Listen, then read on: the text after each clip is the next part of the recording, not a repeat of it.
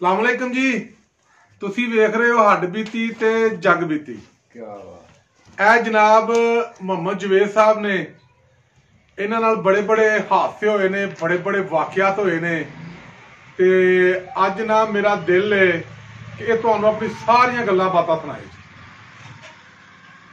अस्सलाम वालेकुम जी। सर गल है कि असीं मीर आलम हाँ, साडा काम है मज़ाहिया गल्लां करनियां, दुनिया के वक्त लिहाज के मुताबक अज तो पिछलियां बीतियां गल्लां करनियां, लोगों को हसना खिडाना। वाह हाँ जी सर इस तरह ना मीर आलम सी ते नवे नवे मोटरसाइकिल आए किसी दौर दे विच ते मरासी नूं बड़ा चाऽ स्कूटर ते बहन दा। ਉਹ ਪਿੰਡ ਦੇ ਚੌਰੀ ਸਕੂਟਰ ਨਵਾਂ ਨਵਾਂ ਲਿਆਂਦਾ ਸੀ, ਵੈਸਪੇ ਹੁੰਦੇ ਸਨ ਉਸ ਦੌਰ ਦੇ ਵਿੱਚ ਪਹਿਲਾਂ। ਵੈਸਪੇ ਬਿਲਕੁਲ। ਉਹ ਵੈਸਪਾ ਉਹਨੇ ਨਵਾਂ ਨਵਾਂ ਆਂਦਾ, ਮਰਾਸੀ ਰੋਜ਼ ਵੇਖਣਾ ਹੁੰਦਾ ਕਿ ਚੌਰੀ ਮੈਨੂੰ ਵੀ ਕਿਤੇ ਝੂਟਾ ਦਵਾ। ਅੱਛਾ ਚੌਰੀ ਮੈਨੂੰ ਵੀ ਝੂਟਾ ਦਵਾ, ਉਹਦਾ ਕਾ ਚੰਗਾ ਮੀਰਜ਼ਾਦਿਆ। ਅੱਛਾ ਵਕਤ ਆਇਆ ਤੈਨੂੰ ਝੂਟਾ ਦਵਾਵਾਂਗਾ। ਲਓ ਜੀ ਕੁਦਰਤ ਖੁਦਾ ਦੀ ਈਦ ਦਾ ਦਿਨ ਆ ਗਿਆ, ਚੌਰੀ ਜਾਣਾ ਸੀ ਆਪਣੇ ਸਹੁਰਿਆਂ ਤੇ। ਅੱਛਾ ਉਸ ਮਰਾਸੀ ਨੂੰ ਆਖਿਆ ਲੈ ਵੀ ਨਹਾ ਧੋ ਲੈ ਅੱਛਾ ਤੇ ਜਾਣਾ ਜਰਾ ਸਹੁਰਿਆਂ ਤੇ ਸਕੂਟਰ ਦਾ ਝੂਟਾ ਤੈਨੂੰ ਦਵਾ ਦਿੰਦੇ ਆ। ਉਹਨੇ ਆਖਿਆ ਠੀਕ ਹੈ। ਮਰਾਸੀ ਕਾਲ ਨਾਲ ਨਾ ਵੀ ਚੌਰੀ ਟੁਰ ਨਾ ਜਾਏ ਸਕੂਟਰ ਲੈ ਕੇ।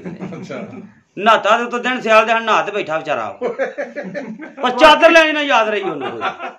ਬਾਕੀ ਸਿਆਲ ਚ ਨਹਾ ਲਿਆ ਉਹਨੇ। ਸਿਆਲ ਚ ਨਹਾ ਬੈਠਾ ਸਕੂਟਰ ਤੇ ਲਾ ਲਾ ਜਿੱਤੇ। ਬੜਾ ਕੋ ਫਿੱਕਾ ਮਰਾਸੀ ਹੋਣਾ ਫਿਰ ਵੀ ਹੁੰਟਾ ਲੈ ਲਾ ਜ਼ਿੰਦਗੀ ਚ ਘਰੇ ਮਾਰ ਕਦੋਂ ਕੋ ਜਾਣਾ ਹੈ। ਅੱਛਾ ਤੇ ਉਹ ਸਾਰਾ ਆਪਣਾ ਸਕੂਟਰ ਤੇ ਗਿਆ ਬਹਿ। ਅੱਛਾ ਚਾਦਰ ਲੈਣੀ ਗਿਆ ਭੁੱਲ। ਜਦੋਂ ਸਕੂਟਰ ਚੱਲਿਆ ਪਿੰਡੋਂ ਬਾਹਰ ਨਿਕਲਿਆ ਕੋਈ ਮੀਲ ਡੇਢ ਗਿਆ ਤੇ ਉਹਨੂੰ ਠੰਡ ਲੱਗਣਾ। ਅੱਛਾ ਮਰਾਸੀ ਤੇ ਜੀ ਤੰਦੂੜੀ ਕੇ ਵਜਣਾ ਕੋਈ ਮਰਾਸੀ ਕੰਮਣਾ ਸ਼ੁਰੂ ਹੋ ਗਿਆ। ਉਹਦਾ ਆਖਿਆ ਮੀਰਜ਼ਾਦੇ ਕੀ ਆ? ਉਹਦਾ ਆਖਿਆ ਚੌਰੀ ਪਾਲਾ ਹੁੰਦਾ। ਅੱਛਾ ਉਹਦਾ ਆਖਿਆ ਅੱਛਾ। ਉਹਦਾ ਆਖਿਆ ਕੋਟ ਮੇਰਾ ਪਾਲਾ ਗਲ ਤੂੰ। ਚੌਰੀ ਆਪਣੇ ਗਲੋਂ ਕੋਟ ਲਾ ਕੇ ਉਹਦੇ ਗਲ ਪਾਤਾ। ਵਾਹ। ਫੇਰ ਕੋ ਮੀਲ ਗਿਆ, ਫੇਰ ਮਰਾਸੀ ਇਸੇ ਤਰੀਕੇ ਉਹਦੇ ਜਨਾਬ ਤੰਦੂੜੀ ਕੇ ਵਜਣ ਲੱਗ ਪਿਆ। ਉਹਦਾ ਆਖਿਆ ਹੁਣ ਕੀ ਆ?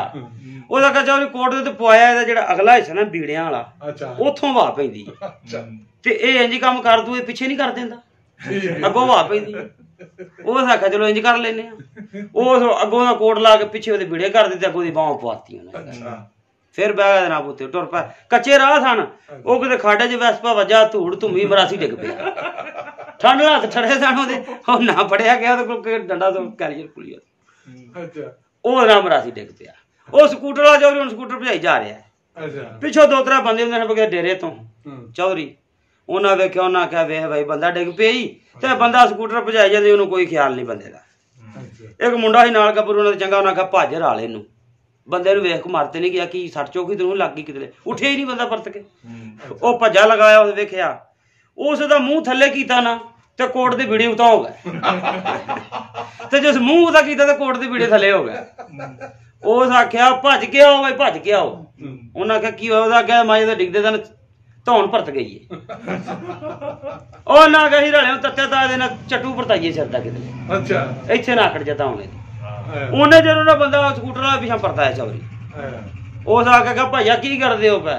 ਉਹਨਾਂ ਆਖਿਆ ਵਾਹ ਬੰਦਾ ਡਿੱਗ ਪਿਆ, ਤੈਨੂੰ ਪਤਾ ਹੀ ਨਹੀਂ ਲੱਗਾ, ਤੂੰ ਨਸ਼ਾ ਜਾਣਾ ਹੈਗਾ। ਓਏ ਉਸ ਆਖਿਆ ਤੇ ਕੀ ਹੋਇਆ, ਇਹਨੂੰ ਬਚ ਗਿਆ? ਉਹਨਾਂ ਆਖਿਆ ਜੀ ਧੌਣ ਦਾ ਮਣਕਾ ਟੁੱਟ ਗਿਆ, ਮੂੰਹ ਪਰਤ ਗਿਆ ਇਹਦਾ। ਉਹਦਾ ਆਖਿਆ ਕਿਵੇਂ ਮੂੰਹ ਪਰਤ ਗਿਆ?